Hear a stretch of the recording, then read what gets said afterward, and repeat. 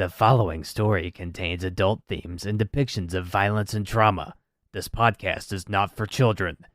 Please be advised.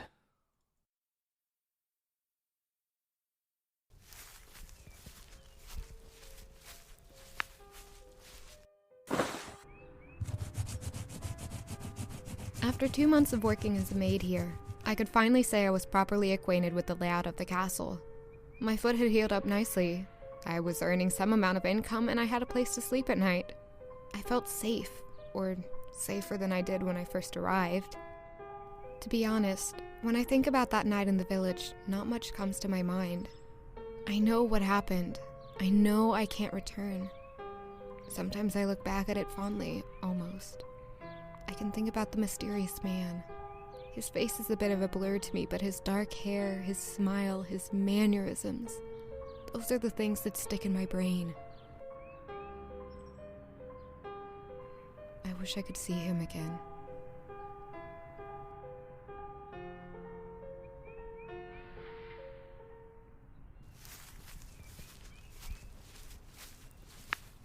Is he here today? I got lucky. I saw him fighting some other guard with a wooden sword. I had to admit that the man was attractive.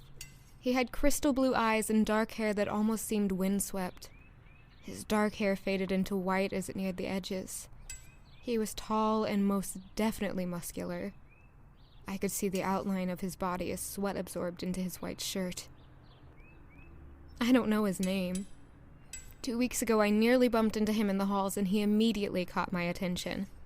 He was polite and apologetic, tall and easy on the eyes. He helped me with a smile on his face, and I began to notice him more and more around the castle. I learned he was a guard. He makes me blush. I haven't been this way since I was a child in schooling.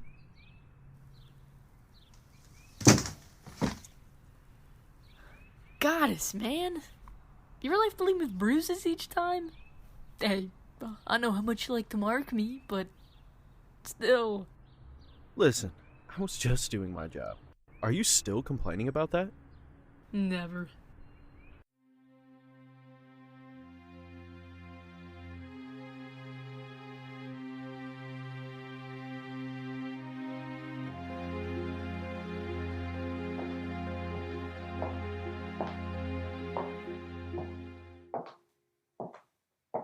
Yes, and then he struck her right across the face. That poor guard. It must be mortifying to be so powerful yet unable to do anything. I would not feel such sympathy for her. I've seen that woman kill. I constantly heard chatter from the maids that I couldn't quite understand. It seems I don't know them well enough for them to discuss whatever it is with me. It's not like they're being quiet about it.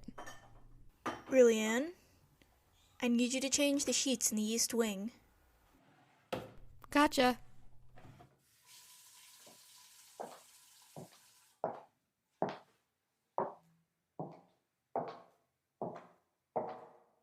I spent less time in the East Wing as it was closer to the barracks, and maids weren't responsible for cleaning them.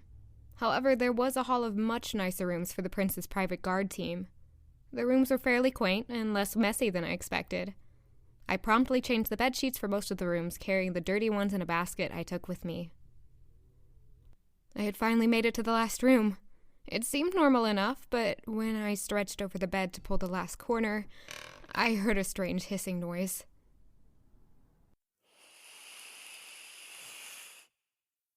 Oh, I don't like that. I leaned over the bed, peering down onto the floor.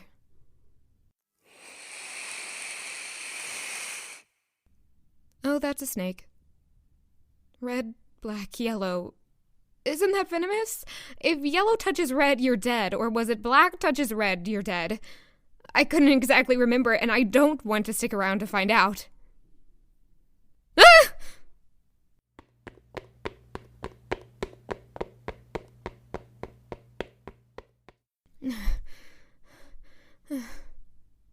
When I was younger, I fell asleep in the forest and I woke with a snake wrapped around my ankle.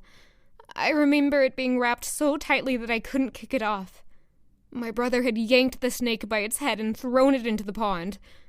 I remember the red ring it had left around my ankle. I truly did not enjoy the presence of snakes.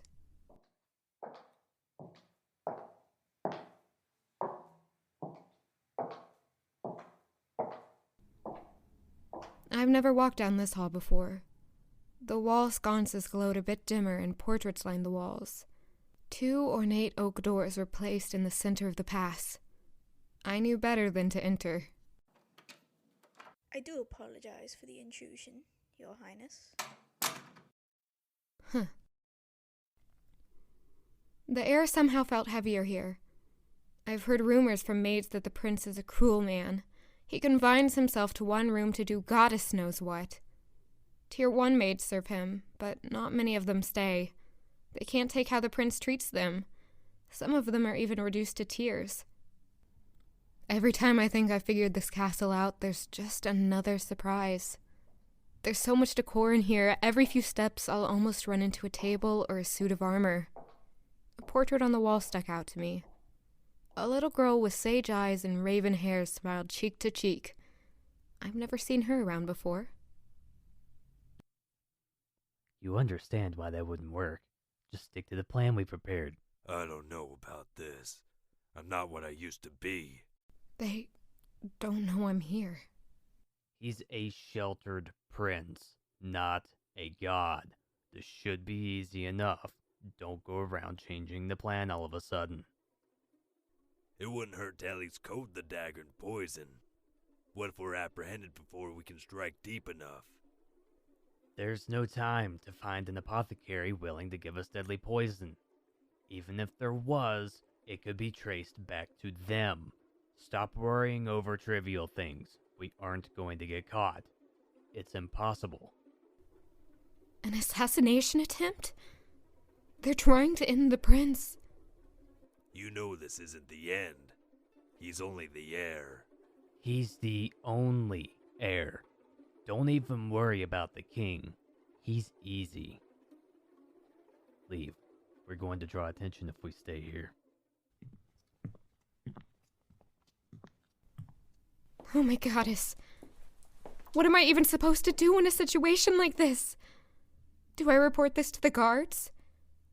That one man seemed so sure that the assassination would be successful. What exactly did he have up his sleeve? What would happen if I stayed silent? I heard the prince was a cruel man, but did he really deserve to die? What would happen to me if it comes out that I knew the assassination was going to happen? I'd most definitely be executed.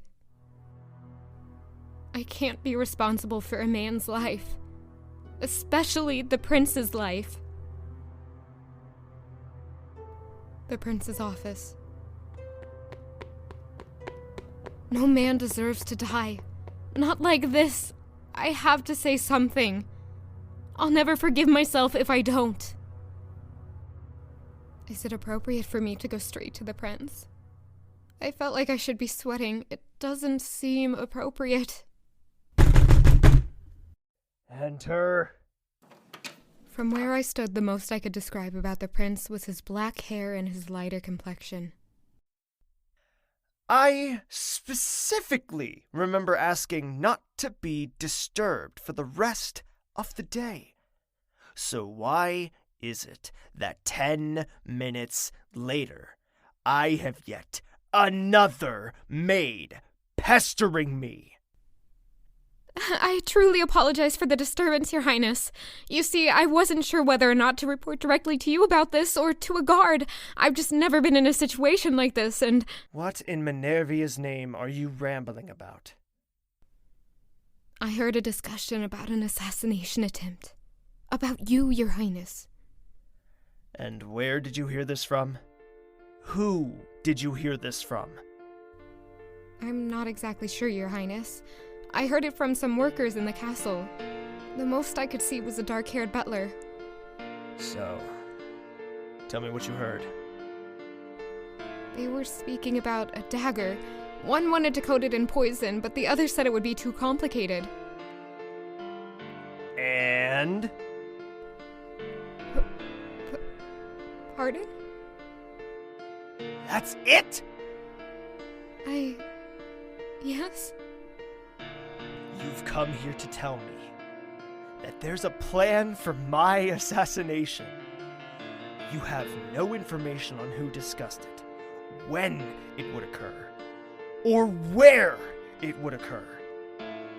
Daggers are quite common here. I could have guessed it would be with a dagger. Do all of you maids just act based on whatever gossip you've heard? I'm only telling of what I witnessed, Your Highness. What am I supposed to do with the information you've told me?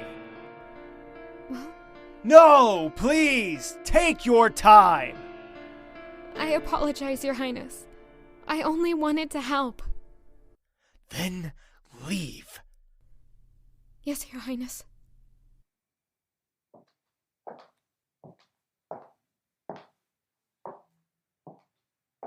Waste of my fucking time.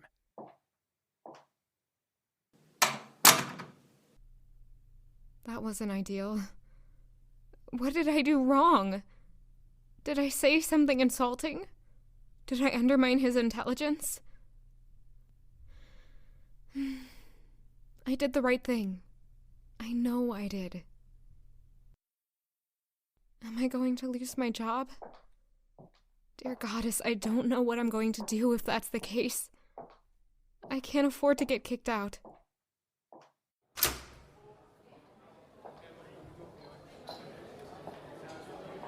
Rilliane, where have you been? Amisha, can I talk to you about something in private? Of course.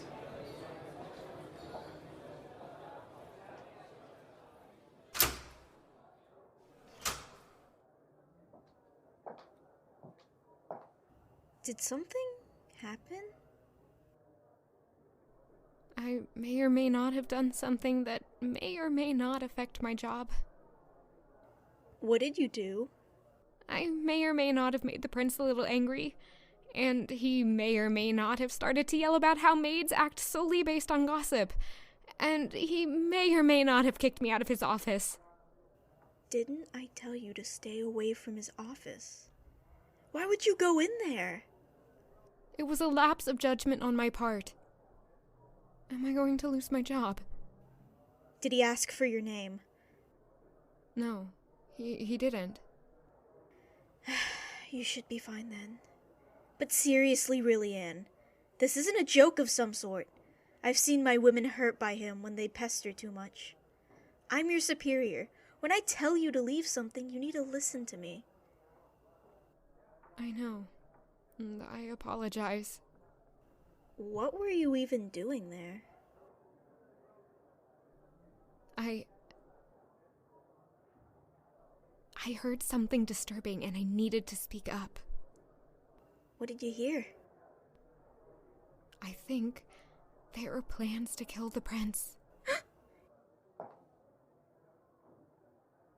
You heard this here? Within the castle? Yes, and I panicked. His office was right there, so I told him. And he just yelled at me. Dear Goddess, Rilliane. Out of every maid, it had to be you. What do I do?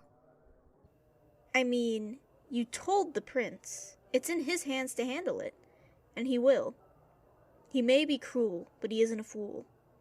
He won't forget what you've said. That's good then.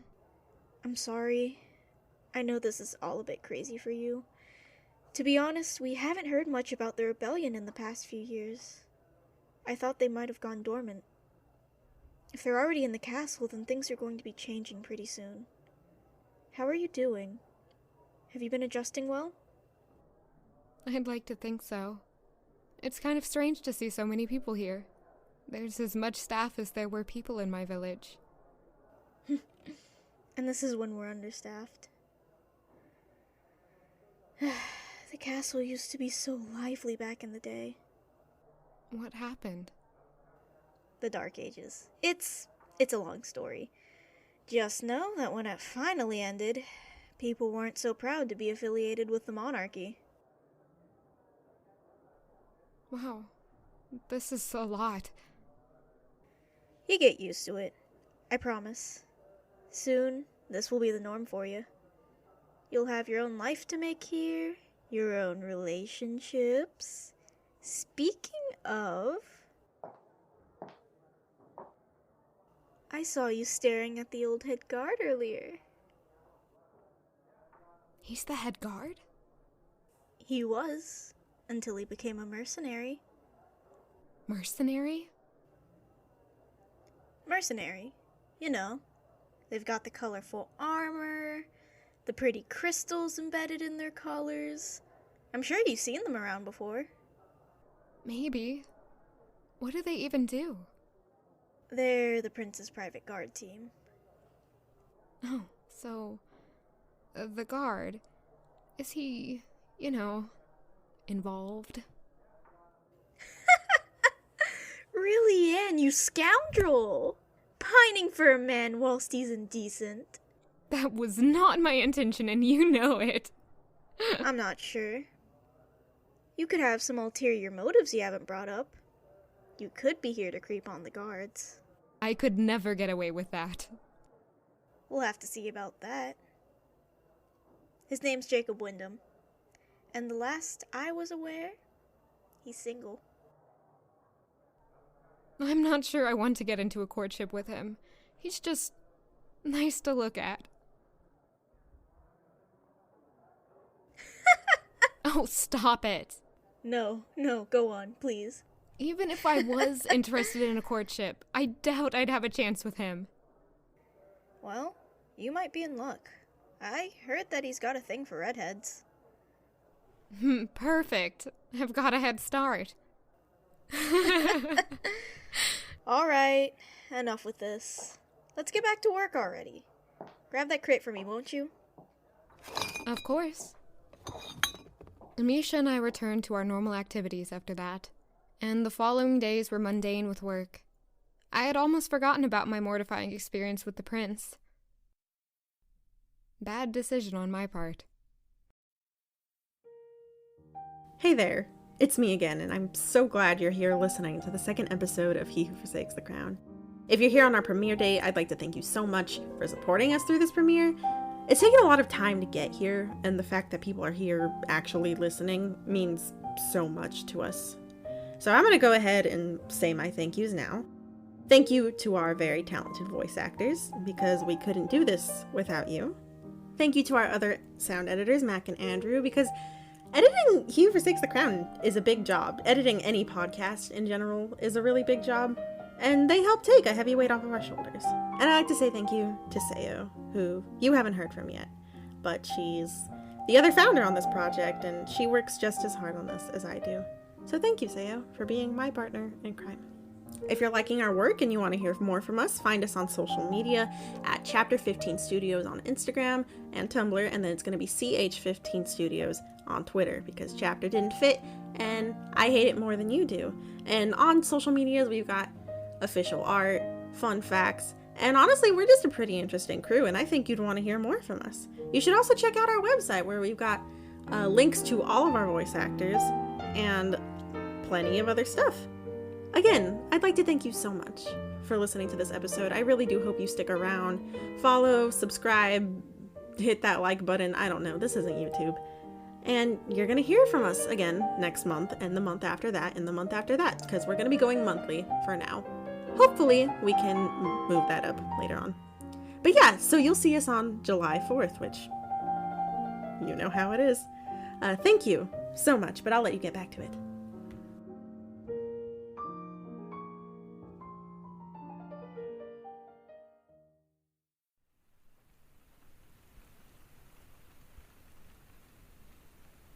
This morning was an odd one.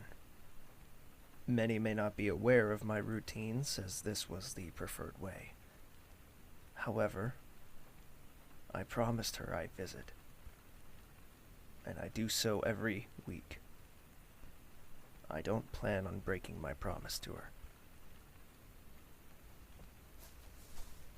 My escorts this week were Kizame and Yuri, two mercenaries I had recruited in the past years. I had no issue with Kizame. He may have been somewhat annoying, but something about him reminded me of someone. However, Yuri was something else. He disgusts me. A constant grin on his face irks me. He rambles on about matters I have no interest in, such as which torture practices may be the most fun. His unwavering stare directed towards me during meetings left me with a feeling of discomfort. At this point, I did not feel that I could trust Yuri. I needed to keep him close enough to watch. I needed to play his game.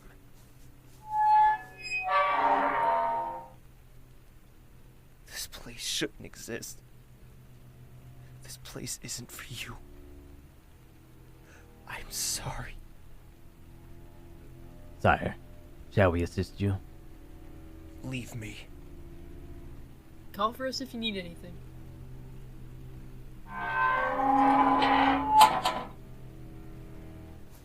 My soul felt heavy. My heart wept. The sky was painted gray, like a hazy smoke. A concrete jungle full of graves adorned with overgrown plants. The gardeners were afraid to come in here. Everyone is. Except for me. People only come in when they absolutely have to. This place was crumbling to bits. No one comes in to care for it. I try to. Well, I clean only one. Dahlia's.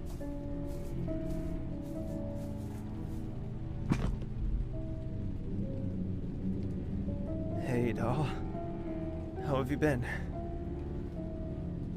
I've been hard at work recently.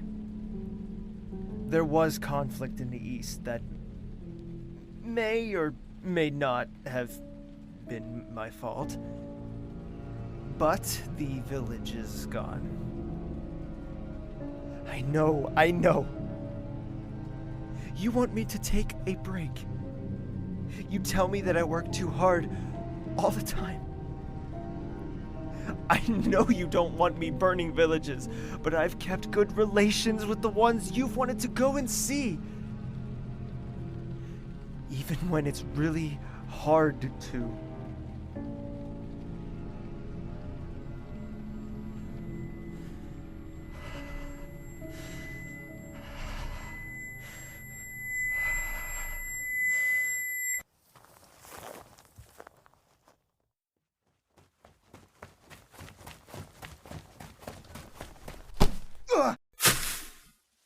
You have no right to be here.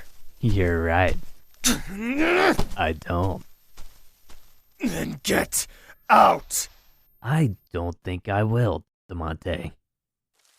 I knew that you were plotting something. Of course you would.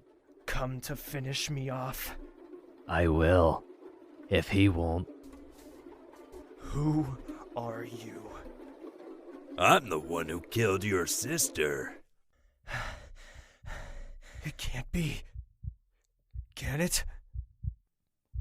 Now, dear little Zayn, I believe that a certain job wasn't finished 10 years ago. A certain someone was let go before we had our way with you. It was fun seeing your reaction, though. I mustn't lie. Good. Harness it. Is that it? Is that all you're here for? I'm gonna need your body, boy. The bounty on your head is too high to pass up. Once you're dead, I'll kill your mother, too. I'll take over the kingdom and become king. I could feel my heart stop. The man. No. The monster who killed my sister was a madman who hoped to become a king. Money, fame, power. I would have given it all to spare my sister's life. Fight them. Take that anger and unleash me. Get your revenge. It was nice talking to you one last time. I can't wait to eviscerate you, just like your sister. I'm lucky. Usually I don't carry a knife, but I've been wary these past couple of days. Something a maid said to me about a plan for my assassination. I suppose she had been right after all. Ha! Death is imminent. Unleash me. Here I was, about to die from the same hands that killed my sister. You know it must be done. Very well. Let's make a deal. Since we're both stuck, I will help you, and you'll help me. Got it? Deal. Pleasure doing business with you.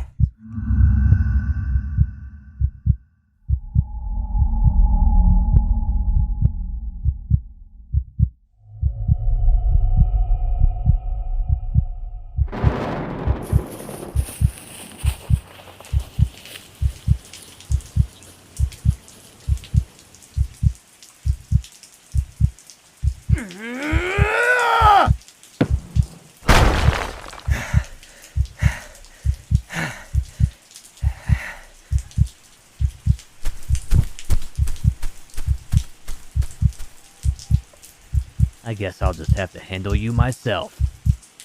Try me, old man.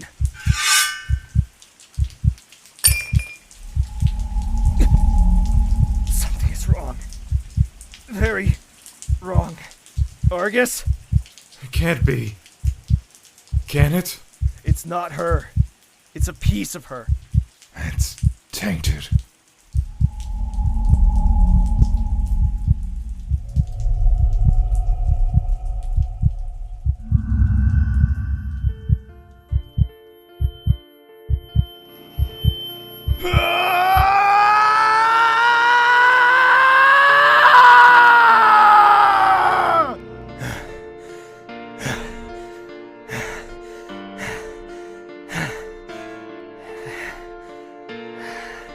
How dare you?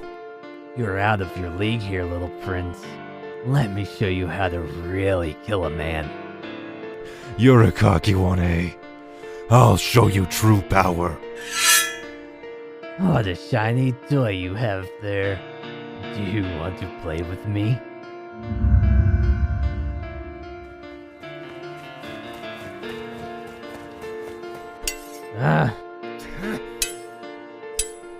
He may be fast, but I will always be faster.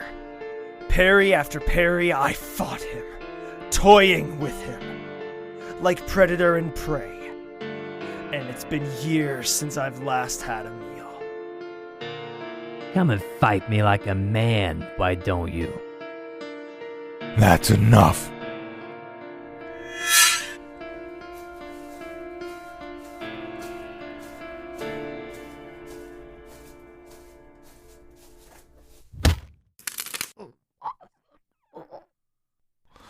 Oh, I'm sorry. I can't hear you. I'm not done with you yet. I'll meet you in the void.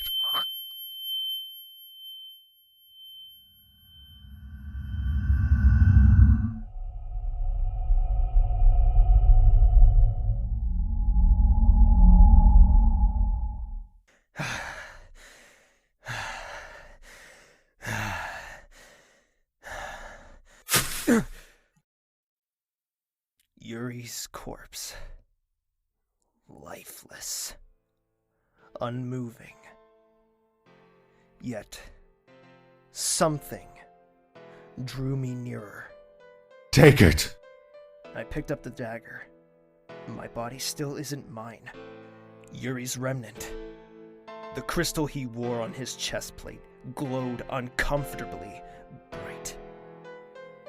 The neon yellow nearly blinded me, but I still ripped it out.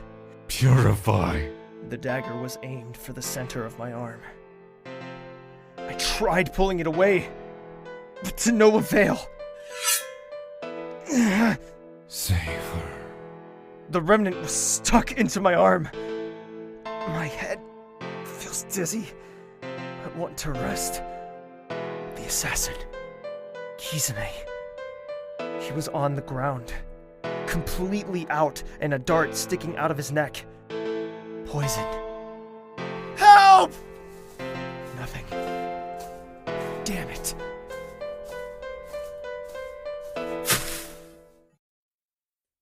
Oh my god, it's your highness!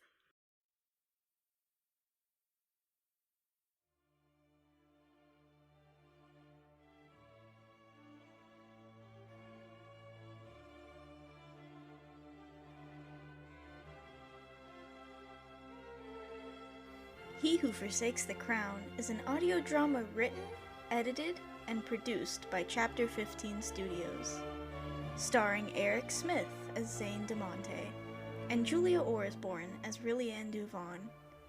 Supporting roles by Nick Richardson as Jacob Wyndham, Andrew Bonilla as Kisame Kazuo, Elissa Young as Amisha Severine, Ray Walker as Yuri Nathaniel, Scott Zimmerman as Main Assassin, and Ranger H. Fox as Argus. And special thanks to me, Seo, the co-producer of He Who Forsakes the Crown. Thank you for listening, and I hope you really enjoyed today's episode. We'll see you next time on July 4th.